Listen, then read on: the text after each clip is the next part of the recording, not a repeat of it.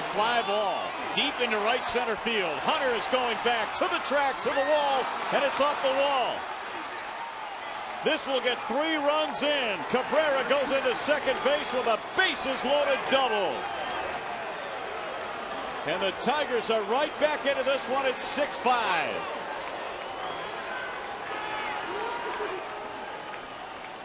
Second hit of the night for Cabrera, 3 RBIs.